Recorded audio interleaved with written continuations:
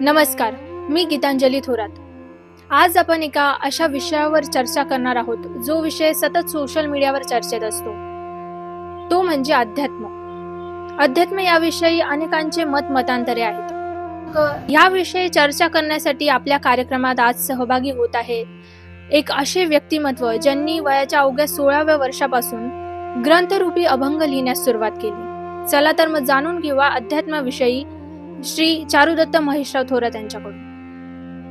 दादा, सर्वात पहिले कार्यक्रमामध्ये आपले सहर्ष स्वागत. तुमच्या दृष्टीने अध्यात्म म्हणजे नेमकं काय? धन्यवाद. मला या कार्यक्रमामध्ये आपण आज अध्यात्म हा जो विषय आहे तो अतिशय गूढ असा विषय आहे.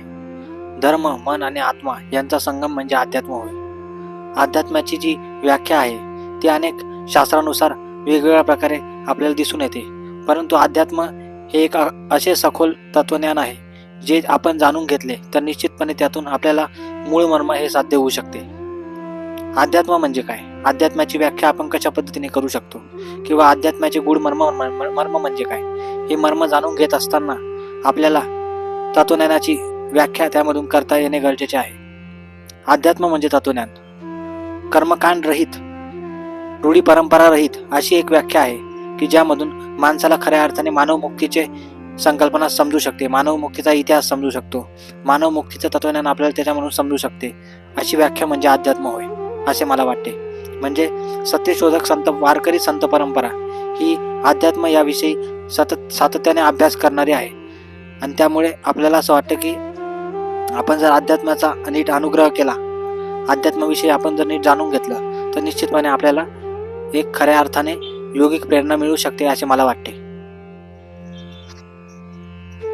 आजचा जो युवक आहे, जे 18 ते 30 वर्षाचे जे युवक आहेत, ज्यांना जे डिप्रेशनचे शिकार होत आहे, आत्महत्या करत आहे, तर त्यांना अध्यात्म हा कशा पद्धतीने उपयोगी ठरू शकतो? हा निश्चितच आपण जो प्रश्न विचारला तो अतिशय चांगला प्रश्न विचारला की आजचे जे युवक आहेत, युवकांना अध्यात्माची गोडी लागली पाहिजे असे मला वाटते. कारण अध्यात्मामुळेच युवक हे कुठेतरी वीर्य तेजबल युक्त असे होऊ शकतात असे मला वाटते. युवकांना मी एकच संदेश देऊ इच्छितो की आपण जर नीट आध्यात्मिक पुस्तकांचे वाचन केले, आध्यात्मिक ग्रंथांचे वाचन केले तर निश्चितपणे आपल्याला त्यामधून एक खऱ्या अर्थाने एक उत्कर्ष सिद्ध होऊ शकतो, साध्य करता येऊ शकतो असे मला वाटते. पुस्तकांचे वाचन करून, ग्रंथांचे वाचन करून त्यातील मूळ मर्म हे जाणून घेणे आणि ते मूळ मर्म जाणून घेत असताना त्याचा अनुग्रह साध्य करणे, हेच युवकांना खऱ्या अर्थाने मी संदेश देऊ इच्छितो. आजच्या युवकांना जर अध्यात्म शिकायचं असेल, समजून घ्यायचं असेल, तर तुम्ही त्यांना काय मार्गदर्शन करू इच्छिता? अध्यात्म हे एक प्रकारे तत्वज्ञान आहे. अध्यात्म हे एक प्रकारे शास्त्र आहे.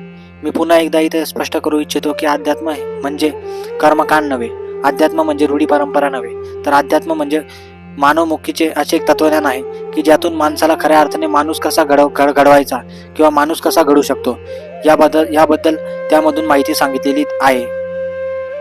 आजच्या युवकांनी जर अध्यात्म हे शिकायचं म्हटलं तर ते कशा पद्धतीने शिकला जाऊ शकतो, हा आपण जो प्रश्न उपस्थित केला हा अतिशय चांगला प्रश्न आहे.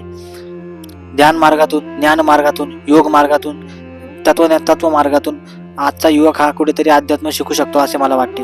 म्हणजे मेडिटेशन रोज केलं पाहिजे, रोज ध्यानधारणा केली पाहिजे, रोज उपासना केली पाहिजे, रोज मंत्रजाप केला पाहिजे आणि त्यातून खऱ्या अर्थाने माणूस हा खऱ्या अर्थाने मुक्तीच्या संकल्पनेला साध्य करू शकतो असे मला वाटते.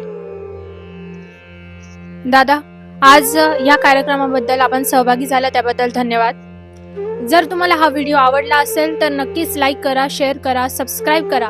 जर तुम्हाला काही शंका असेल तर तुम्ही कमेंट बॉक्समध्ये शंका विचारू शकता. भेटूया नवीन पॉडकास्टमध्ये.